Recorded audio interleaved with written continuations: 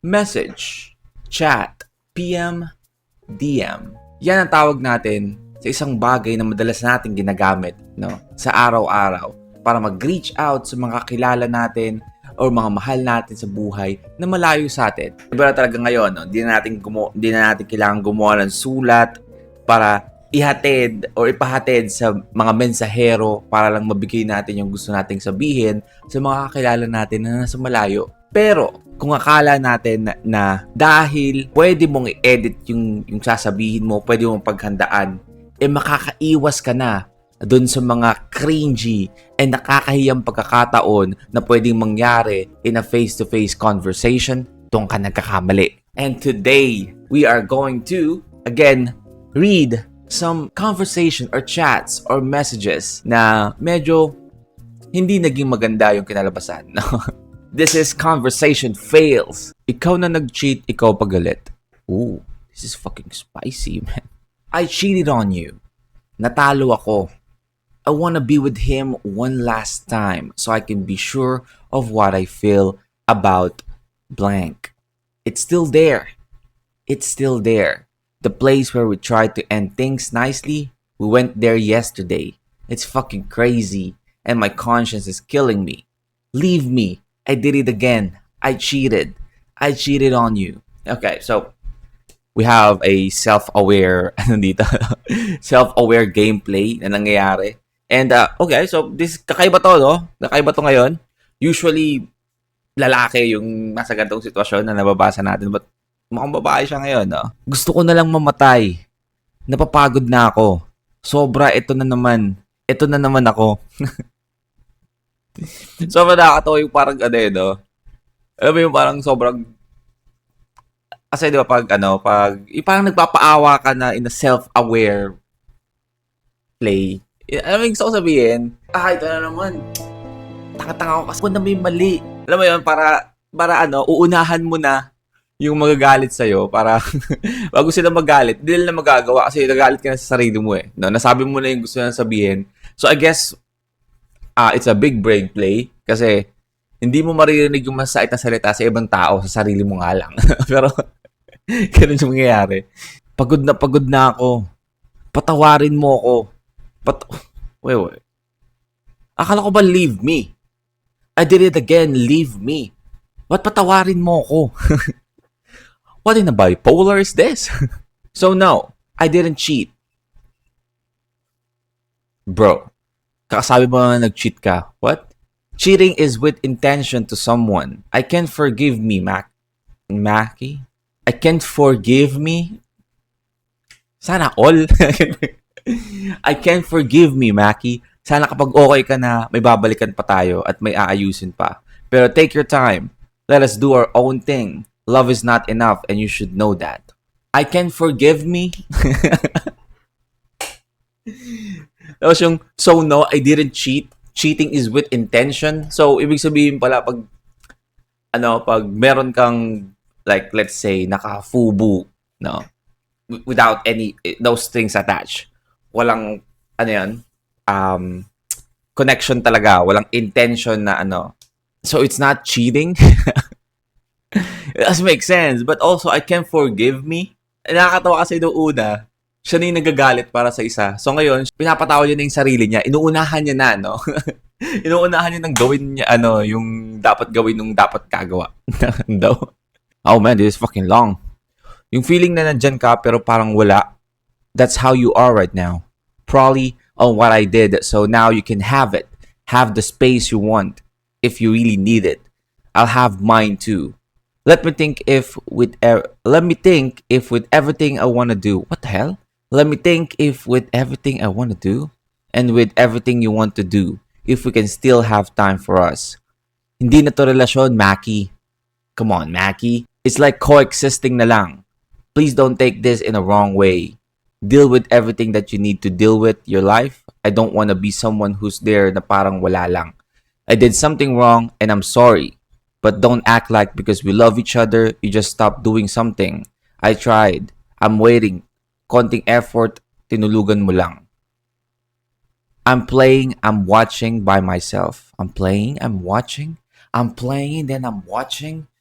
by myself. Let's have the space now. We don't owe each other anything. Parang wala naman tayong relasyon sa sitwasyon na to. Masisi mo ba yung tao, 'di ba? Like, I guess sa ganyang pagkakataon hindi pa naman kayo okay. You cannot expect someone na parang after mong sabihin sa sarili mo or maging self-aware na nag-cheat ka, parang okay na. Okay, so at least alam mo na mali ka. Adi, okay na tayo. It doesn't make sense, right? So, of course, magtatampo. Di porket lalaki, di wala lang karapatan magtampo. Tapos yung sinabi niya dito na don't act like because we love each other, you must stop doing something. Parang sinasabi pa niya na, ano yan? Porket nagmamahalan tayong dalawa, porket mahal kita, parang titiisin mo na lang ako, ganun ba? Like, come on, man. Ikaw yung mali. Ikaw yung mali. And if you don't know what more you can do sa relasyon natin, I think it's best to just do you. Okay? If you don't want to effort, then it's fine too. Dami ko natutunan sa relasyon, Maki, and this is not the first time I told you about making effort. Simple stuff. Maybe all I hear is what you want, and maybe all you can hear is what I want, and there you go. And there you go.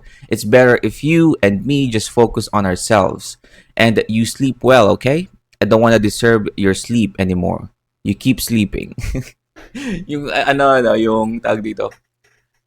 Sarcasm, so you keep sleeping kasi nga parang hindi na siya pinapansin. Nakakatawa ito kasi parang tinuturuan pa niya si Maki, no?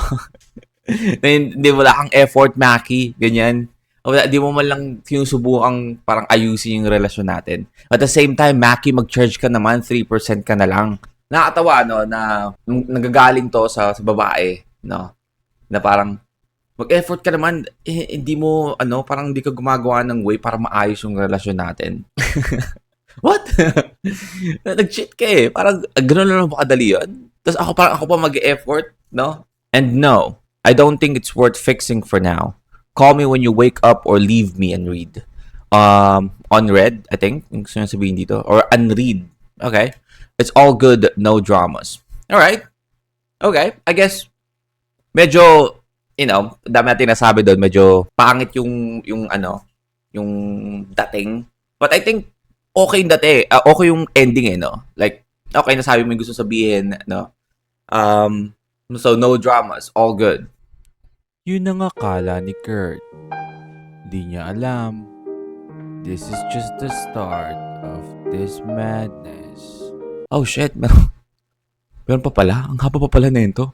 Maki, nagkamali ako sa relasyon natin by doing something inconsiderate. I understand your pain, but am I worth leaving for that? Magkalayo na nga tayo and you still want to go? Go show it. Yung sakit na dulot niyan sa'yo, we go through it together. You want to be on your own and there's no relationship anymore? What? Hindi ko hindi ko ma-explain kung paano anong maramdaman ko dito. Like, parang inaano pa niya eh, no? Ano ba tawag dito? Kina-gaslight? Kaya ba? Parang, oo, nagkamali na ako. Maki! Nagkamali na ako sa relasyon natin. But worth it ba na maghiwalay tayo? Worth it ba na maghiwalay tayo? Kahit nag-cheat ako? Ha? Worth it ba? Kakayanin mo ba, Maki? Ha? Come on, Maki. Okay lang ba sa'yo na wala tayong relasyon, Maki? Kahit nag-cheat ako? Hayaan mo na lang. Hayaan mo na lang na nag-cheat ako, Maki. Ang pangit eh. Ang gara, no? Hindi ko alam kung anong tawag dito, but it's fucking weird. Kung paano niya kinakausap si Maki dito, no? We have a name drop, by the way, so it's Maki. It hurts you in the process, but no, that wasn't cheating. I hid it, but my intention weren't that. I want to close something.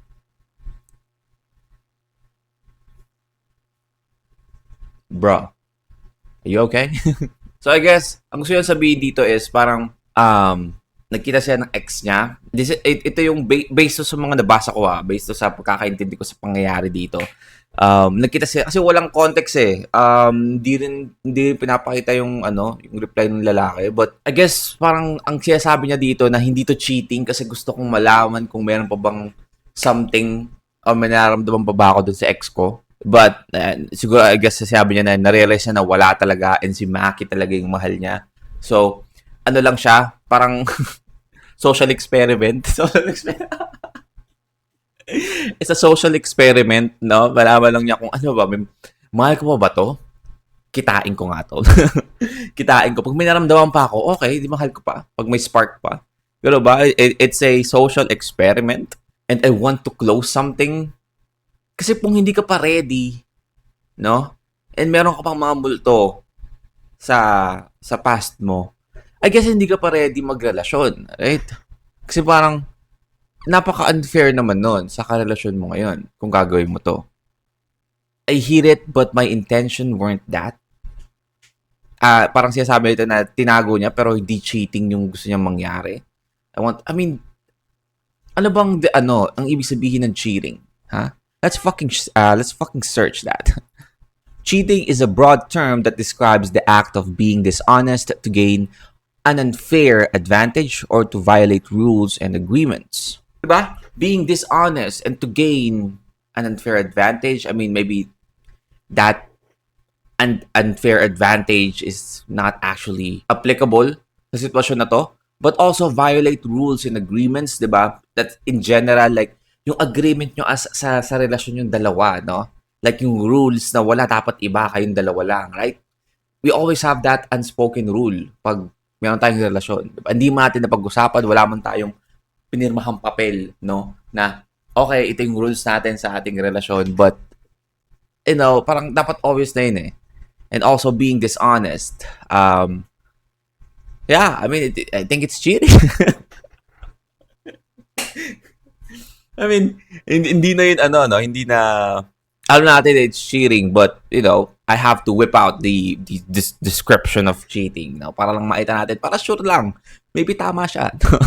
I'll bring your stuff tomorrow. Shoes and jacket, I left it. Left where? House. Pa-Uber ka na lang. Pa-Uber ko na lang. Grabe, even care you lost it already? I'm still in a meeting discussing issues with our extension, W extension. Okay? Ako na lang mag-isa, di ba? Yeah, sige. Buti lang talaga. I mean, Maki, haha. Buti lang talaga nakinig ako at di nag-all in sa'yo. Now I can see it. The fakeness, kalokohan ng pagmamahal mo. I don't ever wanna see you or hear everything from you kahit andito ka na. What a joke. Like, what do you mean, what a joke? What a joke? I mean, siguro siya sabi ito, I'll bring your stuff tomorrow, shoes and jacket, no? Papadala ko sa'yo. And then, since nag-reply si Maki, no, na parang, okay, sure, nasa meeting pa ako, but saan mo siya iniwan? Diba? Parang na siya na, grabe, even care you lost it already. Like, parang nagpapahabol siya, no? Nagpapahabol siya na parang, hindi mo kahabulin? I mean, okay lang sa'yo, dali ko yung, hindi mo kahabulin? Ganon? Tapos sabi niya dito, buti lang nakinig ako at di nag-all in sa'yo. I mean, in the first place, ikaw ang nag-cheat, right? So parang napaka-unfair. Sabihin mo na, the fakeness, kalokohan ng pagmamahal mo. Eh, ano pala yung ginawa mo, right? Hindi ba yun fakeness? So parang kasalanan pa niya na nagalit siya sa ginawa mong kasalanan. Okay, medyo putol yung conversation natin dito, pero sige, basahin natin. Things that are already finished, I've learned to detach from what no longer align with me. And this is one of those things. Keep whatever meaning you need from this. I don't need closure or validation. I don't feel hate, sadness, or regret. Just nothing. That's the cleanest ending you can get. Take care of yourself and whatever peace you're looking for, I hope you already found it. As far as I'm concerned, this chapter is over. Permanently. Some choices reflect who we are more than what we say. Just leave my things in front of the house and that's the end of everything, man. This guy is just, napuno na. No? Wala nang emosyon. Right? Sabi nga niya, I don't feel hate, sadness, or regret. Just nothing. Na parang, I guess, wala tayong context kung ano ba talaga yung ginawa ng babae. ayun yung akala ko, ayun yung nasa tingin ko nangyari na ipagkita siya, no? Maybe more than that yung nangyari, but hindi natin alam, wala tayong background doon, but mukhang napuno na siya, no? Like, I feel nothing. Which is, no? Kung tutuusin sa ginawa ng babae, ang bait pa ng dating ng lalaki. Di ba? Yung ibang lalaki dyan, gusto ng suntukan, gulo pa. Magkakagulot, mag-iiwalay din naman, di ba? Sa kanya, I mean, sabi nga niya, that's the cleanest ending you can get. I mean, it's very clean, no? Parang okay lang sila. Di ba?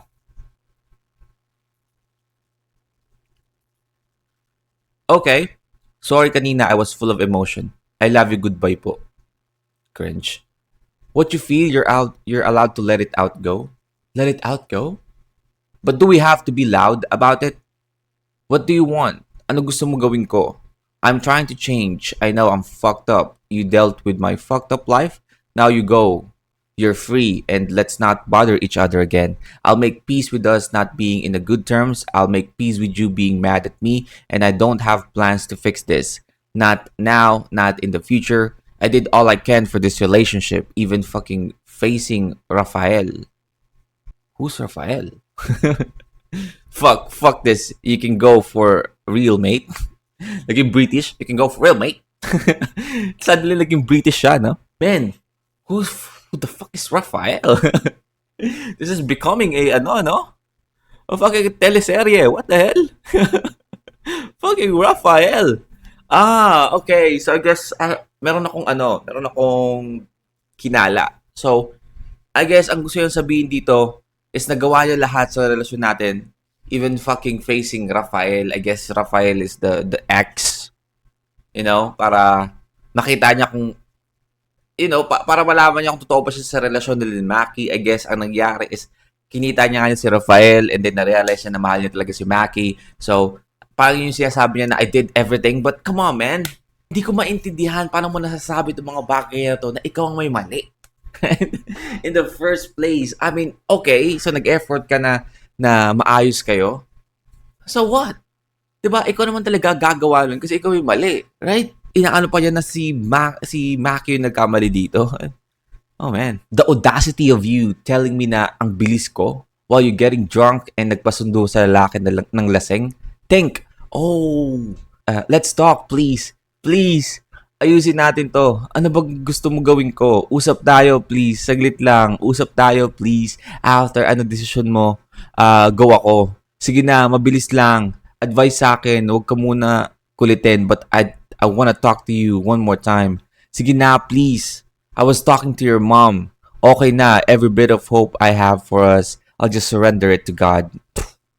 I won't disrespect what we had. No new man will enter my life. Proof ko yan. Not just to you, but sa sarili ko. I'm sorry for everything and mag-iingat ka palagi. I mean, kanino pa siya sabi na mag-iingat ka palagi, no? Na parang patapos na, but paulit-ulit ka pa rin. And now, sorry ka, di ba? Parang, oh man, I'm getting agitated. What the hell? I'm getting agitated. You met up with your ex, so I'm not sure what else was to say. If you still think a talk matters, do it face to face. Okay? Yes, we can. I'll be saying sorry in person. Thank you. Sorry was driving before. That's all I can really say. Sorry for everything. Alam ko at alam ni Lord na mahal kita, but clearly you only choose to love me when we're okay. What do you mean about that? There are times na I needed you, even yung accident ko sa work, just a little care pero wala. Hehe, sorry, kakabacklit ko na naman kasi sobrang grabing realization sa akin. Because even if you do me wrong, I will always care for you. But clearly, you don't have that anymore for me. So if sorry is worth saying in person, let's meet if you think that. Just maybe say it's fine if we leave it like this na lang. Just know I'm sorry, okay? I really am sorry. So, andito na naman tayo. I mean, napaka-bipolar ng babaeng to. Bipolar? By plural? Bipolar ng babaeng to. No? Kasi 1 minute nagsusorry siya. And then another minute, sinisisi niya na yung lalaki or ginagaslit niya na yung lalaki. Like, sinasabi niya na nagkikare siya. I mean, parang napakamanhid yung lalaki sa pangyayari. But clearly, alam naman natin kung bakit siya nagiging manhid yung lalaki in this situation kasi nga nag-cheat yung babae. And the clearly you only choose to love me when we're okay. What do you mean about that? Like, kung okay lang kayo, doon mo lang ako mahal. Pag di tayo okay, parang, I mean, ang hirap kasi sabihin yan, or iba to yung sa isang tao, lalo na kung ikaw yung may mali. I mean, maybe yung nararamdaman mo ngayon kasi ikaw yung in the other side. But paano kung ikaw yung nasa kabilang, side nun? Masabi mo pa rin kaya yan? Paano kung si Maki yung nag-cheat? Right? You acted like I ruined you. You weren't ruined. I hope you stay mad as long as you want. Forgive me or not, I really don't care. Your forgiveness wasn't on my list anymore. Wow. You weren't as saint as you think you are. Grabe yung respeto ko sa mama mo, but no, I don't want to do anything with you. You go hurt. You suck it. We all do, okay? Go and reflect. I'm sorry for meeting him, but you know what I always look for. The intention, I don't have that. I take accountability, it's wrong, but you don't take accountability for everything. You go and find the perfect girl, want to see you get married in one day or not. I don't really want to be part of your life. Also, you have permission to screenshot this and share it because from now on, I won't be replying anymore related to you. Yes, we do have a screenshot, ma'am. I don't know your name, but ma'am, Maki did have a screenshot of you. You really prove who you are with that message. I'm not even angry, just disappointed that this is what it all came down to. You can keep satisfying your action however you want. I'm done trying to understand that someone who doesn't see beyond themselves. I read everything you said. You don't have to worry. I'm past the point of wanting closure or forgiveness. It's just disappointing to see how easily you twist things to make yourself feel right. I expected a lot more maturity, but I guess this is all you can offer.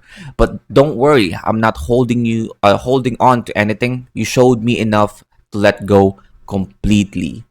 Man, I mean, yung message ni lalaki dito, ni Maki, man, sobrang na-summarize kung ano yung ugali, di ba? Like, just disappointing to see how easily you twist things to make yourself feel right. Di ba? Yun mismo yung ginagawa ng babae dito. Kung paano niya, parang mas sinisisi pa yung lalaki sa nangyari. It's crazy. Sinisisi pa niya lalaki sa cheating na ginawa niya. No? Para lang maging mas magaan sa pakiramdam niya yung pangyayari. Well, ayun yung mga conversation fails natin. Natuwa ba kayo? Nainis ba kayo? Comment down below. But yeah, mas nag-enjoy ako doon. It's a roller coaster of a ride. But that is our video for today. I hope you guys enjoyed that. See you on the next one. Peace.